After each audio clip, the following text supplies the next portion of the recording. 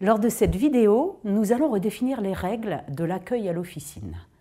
L'étape de prise de contact, c'est la plus courte des étapes de la vente. Et c'est aussi la seule qu'on se doit de réussir du premier coup. Pourquoi ? Parce que, comme le dit le proverbe, eh bien, on n'a jamais deux fois l'occasion de faire une bonne première impression. En d'autres termes, si votre client n'est pas accueilli d'emblée de façon positive, eh bien, ça aura des répercussions sur toute la suite de l'entretien. Tout client qui entre dans l'officine attend de vous d'être accueilli de façon personnalisée et d'être mis en confiance. Par contre, on n'a que 20 secondes pour réussir notre accueil à l'officine.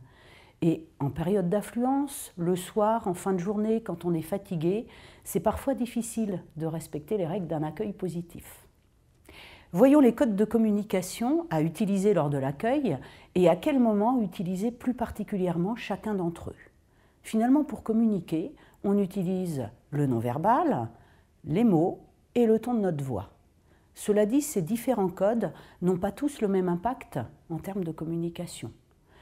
En premier lieu, le client qui entre dans l'officine est sensible à notre non-verbal, c'est-à-dire que notre attitude, nos gestes, notre sourire, notre regard auront une importance capitale. Sont à bannir lors de l'accueil les gestes de fermeture, par exemple les bras croisés, les mains dans les poches, les mains derrière le dos, le doigt pointé qui peut être perçu comme agressif. Sont à bannir également un visage fermé, sans sourire, et un regard fuyant, ou pire, un regard concentré sur l'ordinateur. On privilégiera lors de l'accueil tous les gestes d'ouverture, c'est-à-dire un regard franc et direct, un sourire, et les paumes et les mains en ouverture et surtout libérées de tout objet. Rappelez-vous ce magasin où vous êtes rentré récemment pour faire quelques achats. Le magasin était bondé, les vendeurs étaient tous occupés et personne ne vous a accueilli, personne n'a semblé vous reconnaître dès l'entrée. Vous avez essayé désespérément de capter un regard, sans succès, et du coup vous avez rongé votre frein. Vous avez senti l'agressivité monter et peut-être que finalement vous êtes ressorti pour aller faire vos achats ailleurs. Donc retenons cette première grande règle. Lors de l'accueil, à distance publique, c'est-à-dire dès l'entrée du client dans l'officine, regardez-le, souriez-lui. C'est un signal muet et chaleureux qui est nécessaire et suffisant pour que votre client se sente en confiance, se sente reconnu, ait envie de rester chez vous et puisse attendre dans les meilleures conditions. Parlons maintenant de la phrase d'accueil. Une seconde grande règle, n'engagez la conversation avec un client que lorsque vous êtes totalement disponible. Et ce, tout simplement pour ne pas parasiter une relation que vous êtes peut-être en train de mener avec un client qui est au comptoir. Alors, quel mot choisir lors de la phrase d'accueil ? Le bonjour, bien sûr, éventuellement le nom du client, si vous le connaissez. C'est une marque de reconnaissance qui apprécie particulièrement la clientèle senior. Mais attention, le nom du client, c'est à distance intime, surtout pas à la cantonade, pour ne pas frustrer d'autres clients de l'officine qui n'auraient pas été accueillis de façon aussi personnalisée. Quelle tournure de phrase privilégier lors de la phrase d'accueil ? Des formulations ouvertes, du type « Quel renseignement puis-je vous donner ? En quoi puis-je vous être utile ? Que puis-je faire pour vous ?» À bannir les formules impersonnelles, les formules bateau, du type « C'est à qui ? Ou comment allez-vous ?» En un mot, privilégions des mots valorisants et montrons notre disponibilité lors de cette phrase d'accueil. Voyons maintenant comment utiliser au mieux notre voix pour mettre en confiance un client lors de l'accueil.